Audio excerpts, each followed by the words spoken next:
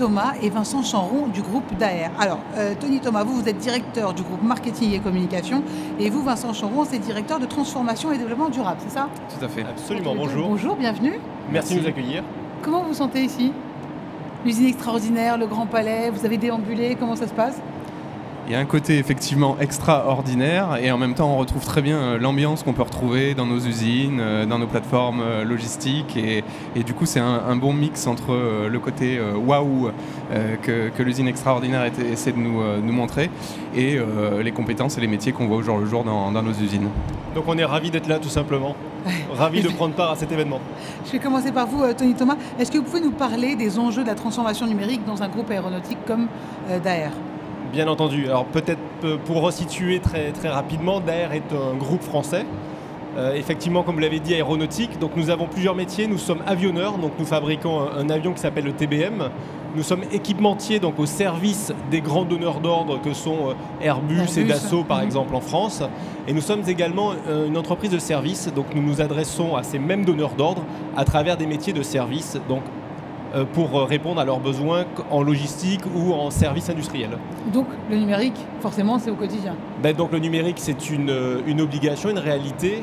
L'industrie aéronautique a été très longtemps une industrie d'artisans, des artisans géniaux.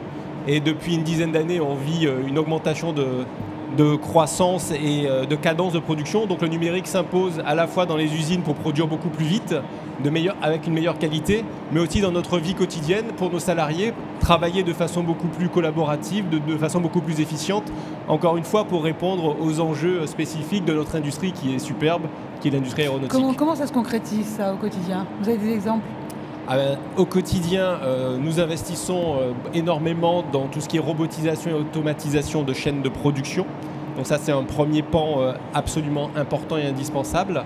Et puis, on est au service de nos clients, c'est ce que je vous disais en préambule. Donc au service de nos clients, ça veut dire qu'il faut s'adapter à leurs besoins et également les faire se transformer quand on peut.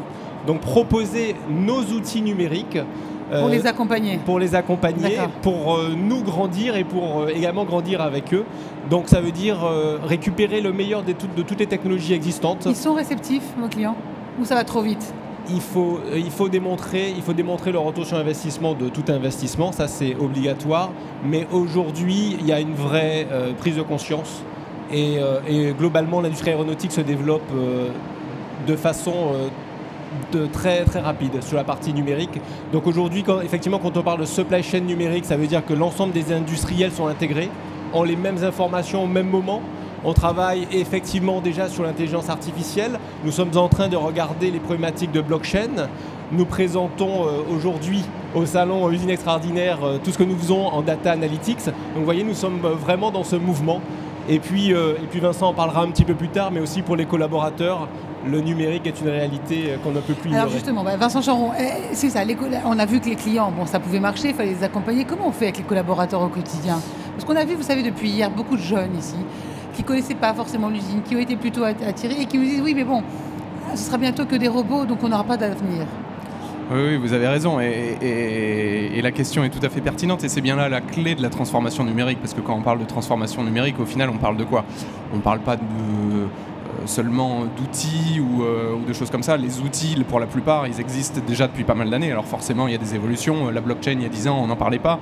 Mais l'intelligence artificielle, c'est forcément des choses où tous les outils numériques, ils existent depuis déjà pas mal d'années. La grosse différence, c'est une différence humaine et c'est une transformation humaine en fait. Tout simplement parce que nous, au quotidien, le numérique s'est démocratisé dans nos vies.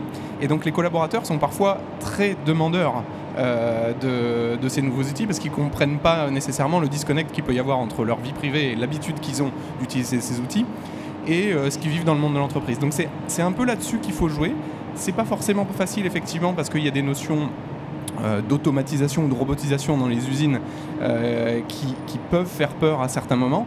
Ce qui est important de comprendre, c'est qu'une usine totalement automatisée avec aucun collaborateur, ça n'existe quasiment pas et ça n'existera pas. Il y aura toujours besoin de collaborer. On parle beaucoup plus de cobots, de robots collaboratifs qui vont aider les tâches et soulager les tâches un peu répétitives de certains collaborateurs. Et en ça peut rendre des métiers dans les usines qui parfois, on a les images qui ne sont pas que des images d'Épinal d'il y a 50 ans d'un travail dur à la chaîne. C'est un travail un peu plus facile maintenant et qui est soulagé parfois par l'automatisation. Donc, ce que vous dites, c'est qu'il faut voir le robot comme un duo et pas comme un duel. Alors, et justement, ces jeunes, qu'est-ce que vous leur donneriez comme conseil aujourd'hui pour rentrer dans l'usine ? Ouais, alors par rapport à ça, ce qu'on voit, c'est qu'on est forcément dans un monde qui est en transformation et en mutation très très rapide. Il y a une accélération des cycles qu'on vit nous dans notre vie quotidienne, que ce soit des transformations économiques, écologiques, technologiques. Et donc du coup, ce que ça demande pour les collaborateurs, c'est une capacité à s'adapter, une agilité beaucoup plus forte qu'auparavant. On s'aperçoit qu'il y a que les compétences qui sont nécessaires sont obsolètes beaucoup plus rapidement aujourd'hui qu'elles ne l'étaient. Auparavant, on pouvait faire sa carrière seulement sur une seule compétence. Aujourd'hui, la collaboration, c'est vraiment un mot-clé. On le voit en interne, mais on le voit aussi en externe. C'est-à-dire qu'on ne peut plus innover sans le monde extérieur. On est obligé de participer à des clusters, ce qu'on appelle des clusters, que ce soit sur des technologies précises ou dans une industrie précise.